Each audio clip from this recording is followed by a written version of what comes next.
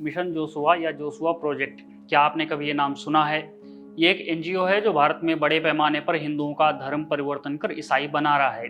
हिंदी अखबार दैनिक भास्कर ने 4 राज्यों मध्य प्रदेश, छत्तीसगढ़, झारखंड और ओडिशा के 110 गांवों की पड़ताल की है, जहां पर बड़ी संख्या में हिंदुओं का मतांतरण किया गया है। ये केवल 4 राज्यों के 110 गांवों की बात है, जबकि भास्कर का ये भी दावा है कि देश भर में हर साल 24 लाख लोगों को ईसाई बनाया जा रहा है। इसमें एक बड़ी भूमिका यही जोशुआ प्रोजेक्ट निभा रहा है। आखिर ये जोशुआ प्रोजेक्ट कब से चल रहा है, कहां से ऑपरेट होता है, इसका उद्देश्य क्या है, काम करने का तरीका क्या है, आइए एक एक कर ये सभी बातें जानते हैं। जोशुआ प्रोजेक्ट की वेबसाइट के मुताबिक यह प्रोजेक्ट पहले बियॉन्ड मूवमेंट नाम से चलता था, जिसकी शुरुआत 1995 में हुई थी और इसके संस्थापकों में भारत, चीन, मलेशिया और अर्जेंटीना के लोग शामिल थे। बाद में इसे जोशुआ प्रोजेक्ट नाम दिया गया और मतांतरण का ये मिशन अमेरिका से चलता है। इनका उद्देश्य है गांव-गांव जाकर लोगों को ईसाई बनाना, वहां चर्च का निर्माण करवाना, चर्च की संख्या बढ़ाना। अब बात करते हैं इनके काम करने के तरीके की। जोशुआ प्रोजेक्ट की वेबसाइट के अनुसार पूरे देश भर में इन्होंने 2272 जातियों के ग्रुप बनाए हैं। इसमें देश के सभी राज्य और उनके जिले शामिल हैं।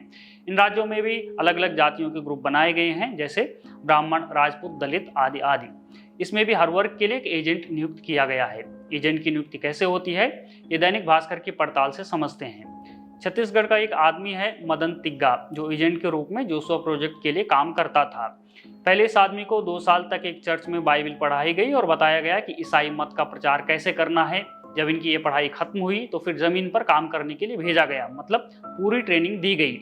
इन्हें एक गांव दिया गया। उस गांव के हर घर में ये एजेंट जाता है और पता करता है कि उस घर में कितने लोग हैं, किस जाति के हैं और किस धर्म के हैं।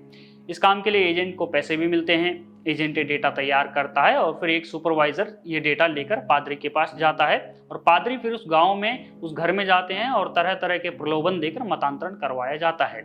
प्रलोभन जैसे कि शिक्षा का या फिर पैसे का या मुफ्त इलाज का, खाने पीने का, शादी विवाह का। काम करने का एक और उदाहरण आप इनकी वेबसाइट पर देखिए। ये हिमाचल प्रदेश की एक महिला किसान है जो इनका अगला टारगेट है। ये महिला राजपूत हैं, जाति कनेत है और धर्म हिंदू है। ये जानकारी वेबसाइट बताती है। जोशुआ प्रोजेक्ट इस महिला को ईसाई बनाने के लिए 2 प्रलोभन दे रहा है। पहला, इनके बच्चों की शिक्षा का, और दूसरा आधुनिक विज्ञान और टेक्नोलॉजी के जरिए कृषि पैदावार को बढ़ाने का। आप इनकी वेबसाइट अगर देखेंगे तो भारत भर में ऐसे कई लोग आपको दिखाई देंगे जो इनके निशाने पर हैं। दैनिक भास्कर ने मतांतरण का एक PPP मॉडल बनाया है। P से प्रचार, P से प्रीस्ट या पास्टर और अंत वाले P से पादरी।